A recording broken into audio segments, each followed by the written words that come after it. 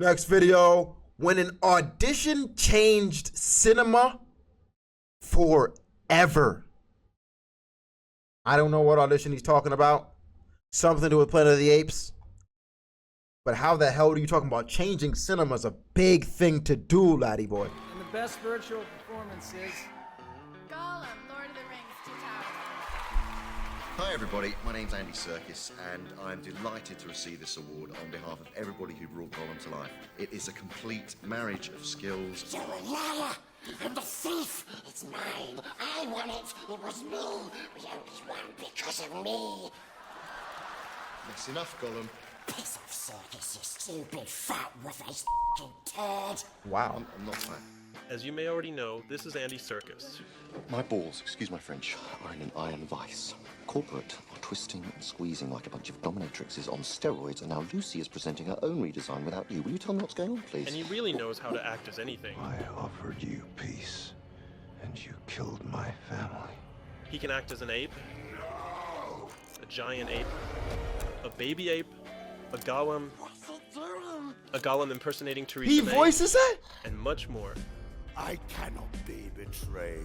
With motion capture, Pathetic child. or without motion capture, One way out.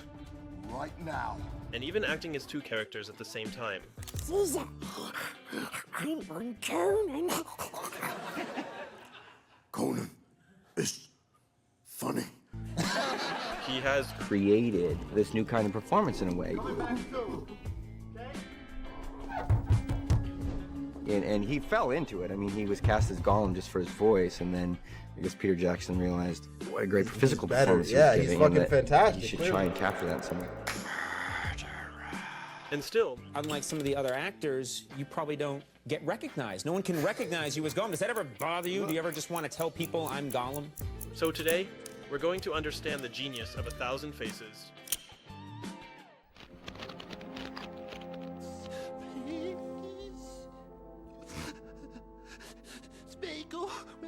What is Gollum from again? What is Gollum from again? What is Gollum from again? Lord of the Rings? Lord of the Rings? Okay. Yeah, like, I don't know Lord of the Rings, but I feel like everyone knows this character, right? Everyone knows this freaking character, bro.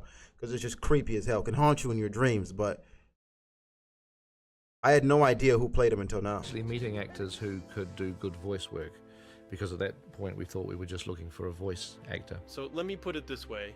Imagine it's 1998, and you're an actor trying to advance your career, and suddenly, your agent calls to tell you that you've got an audition for a trilogy of major blockbuster movies adapted from a famous book. But the only catch is, You're not that on your screen. face won't appear in it. And I thought, oh God, I'd love to play this character just in prosthetics, or, you know, find a way of doing it, lose weight as much as I could, and you know, but Most actors would feel disappointed, but here's where it gets interesting. To prepare for the audition, Serkis approached it with a seriousness that no one attributed to 3D characters back in that time. Andy resented that fact. He resented the fact that people didn't honor the work he was doing while we were shooting it. Andy Serkis. Oh, yeah. He's playing a strange guy in tights. I remember Sean saying to me, but am I supposed to act with you? Because I remember him looking past me, and I was going, Sean, you know, come on, let's, you know, hey, I'm here for you, buddy. You know, Let's act do with this me right. here. Yeah.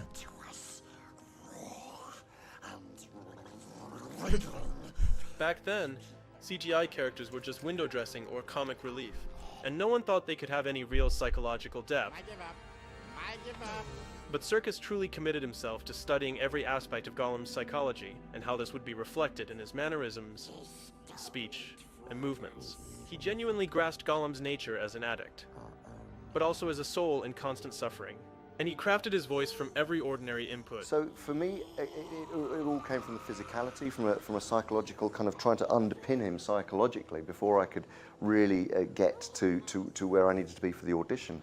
So something about his voice had to be generated involuntarily, and I wanted to find something that made that sound happen.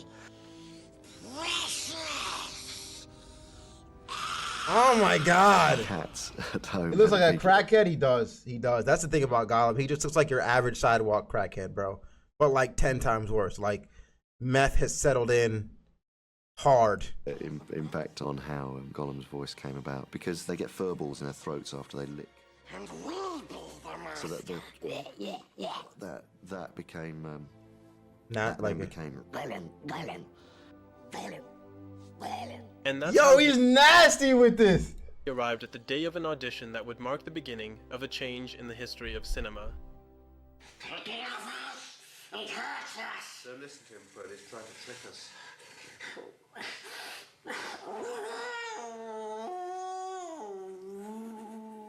When you watch this casting of this innocent Andy Serkis who had no idea what his career would become, inevitably the question arises, why bother so much with Gollum's facial performance if it wasn't going to be seen? And it was really in that audition that I came to realize something that it never really occurred to me, and that the voice and the facial expressions and the energy are related. But I think the question is misdirected. Serkis doesn't make that facial performance in addition to the voice. He does it almost as a side effect. He couldn't achieve that perfect Gollum voice if he didn't fully embody the character. And it's thanks to that attitude that Peter Jackson was so enamored with his performance and had the will to capture it no matter what. Andy is performing with Elijah and Sean. All of his movements that he's making are actually being recorded by a computer. Back then, technology wasn't as advanced, so his gestures would be a direct reference for the animators, and the motion capture would only apply to his body.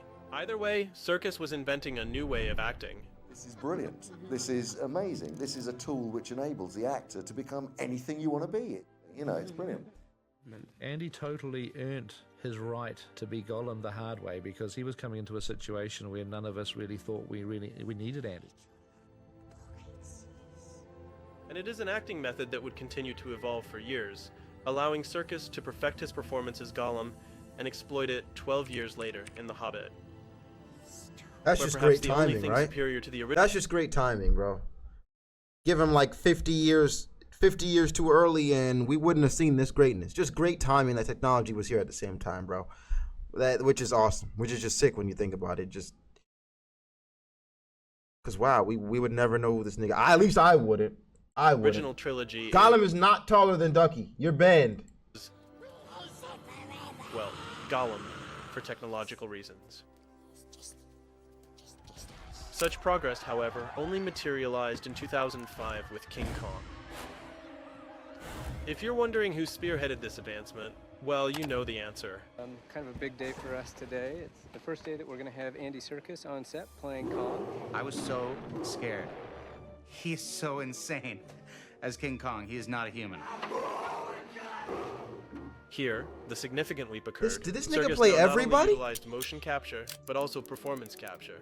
Gollum was filmed on set, and then the animators copied the facial expressions, but this time we used a system called facial motion capture. This time, Serkis's gestures would be directly translated into Kong's animation, marking a fundamental step forward in the development of his technique. But to talk about gestures and monkeys, let's go back to one of my favorite scenes from the new Planet of the Apes saga. Do you have any idea what your mercy would do to us? You're much stronger than we are. You're smart as hell. No matter what you say, you'd eventually replace us. That's the law of nature. It's a dialogue between Caesar and the Colonel in that sort of ape concentration camp. You have no mercy. It starts with Caesar confronting the Colonel for killing his defenseless family, and the Colonel justifying himself. Their medic had a theory. By explaining that the virus has become a threat to humanity. The virus that every human survivor still carries had suddenly changed, mutated. And what I love about this scene is Caesar's reaction. Not by killing us, but by robbing us of those things that make us human. Our speech, our higher thinking. First, we have a 27-second long shot of the Colonel explaining what this virus mutation entails, then a shot of Caesar reacting, with a surprise that helps us identify with him because we too are surprised. You talk about mercy?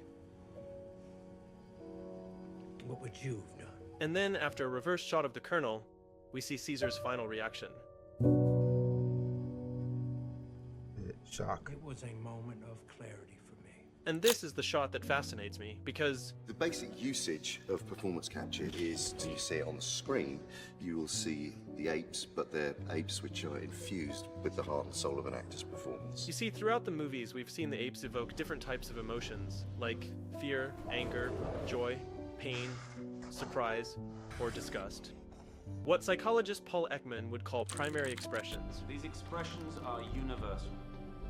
Emotion looks the same whether you're a suburban housewife or a suicide bomber. The truth is written on all our faces. And yes, he's the guy lied to me.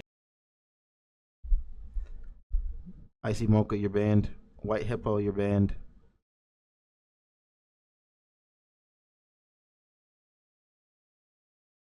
Who else do I have? Who else do I have? What other useless specimens am I banning?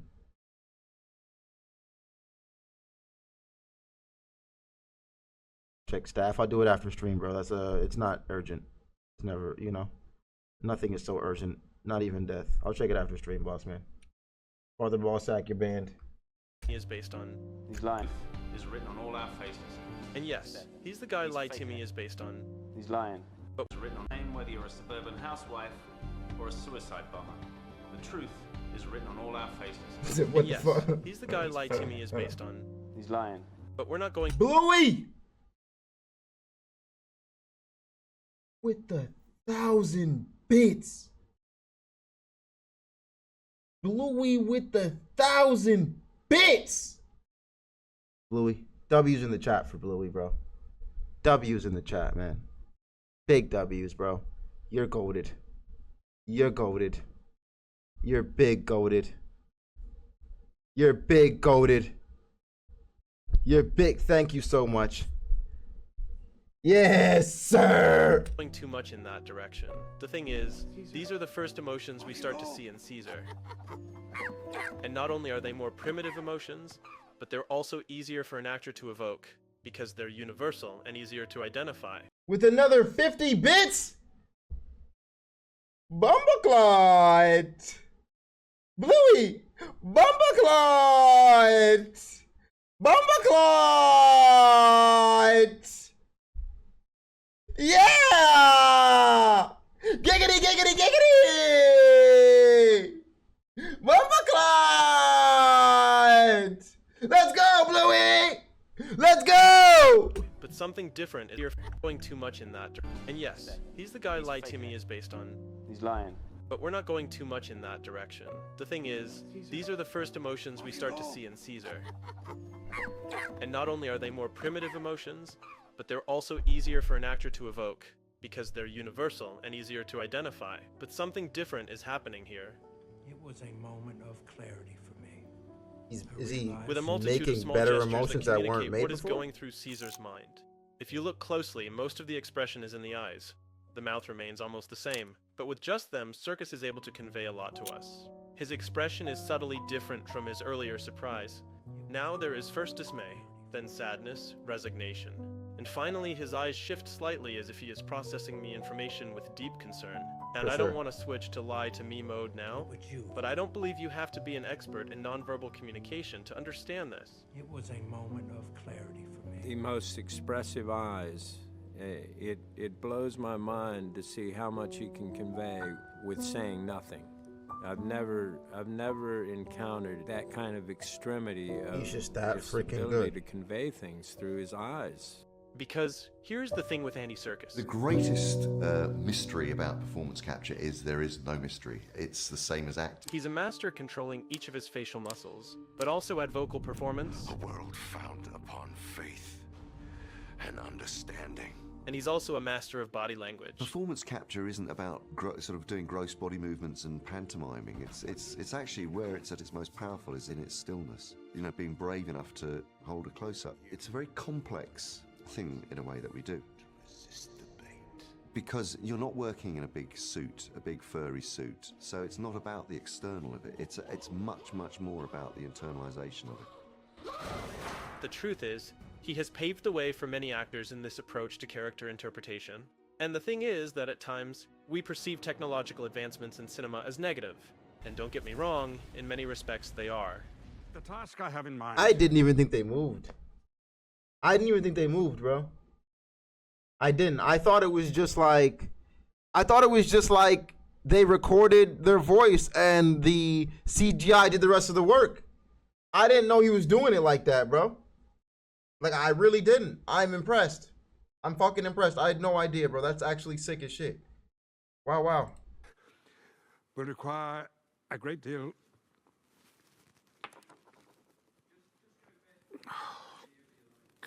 because we know that they can lead creatives to opt for less ingenious solutions. But I like to think of Andy Serkis as the embodiment of the positive aspects and they are. Technological advancements in cinema as negative. And don't get me wrong, in many respects they are. The task I have in mind will require a great deal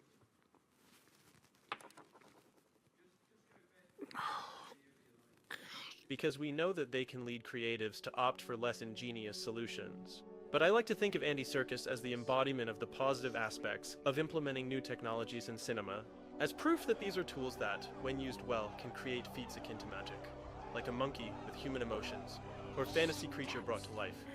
That's why I have no doubt that Andy Serkis may not be the face of many of his characters, but he is indeed the face of his greatest legacy. A new way of acting. Great job. I've never actually seen too many King Kong movies, but Planet of the Apes is fucking hard, nigga. Planet of the Apes, that whole franchise is hard. Didn't they just recently drop a new one? Didn't they just drop a new Planet of the Apes, bro? Am I tripping? Has anybody seen it? Is it fire? Bluey with the tier 1 sub! Thank you for the gift, man. I heard like they dropped the new Planet of the Apes and a new King Kong vs. Godzilla. I've heard the King Kong vs. Godzilla isn't that good. I heard it's kind of trash. But I haven't heard too much about Planet of the Apes. But I liked the movies before that, so I kind of want to give that one a watch. For sure. It's good. Oh yeah. New Godzilla's kind of far. Hey, I haven't seen it, man. I'm just talking from other people, so these thoughts aren't even mine. You know, I'm just twittering it right now, bro. I'm just twittering it. Not really giving any of my personal thoughts.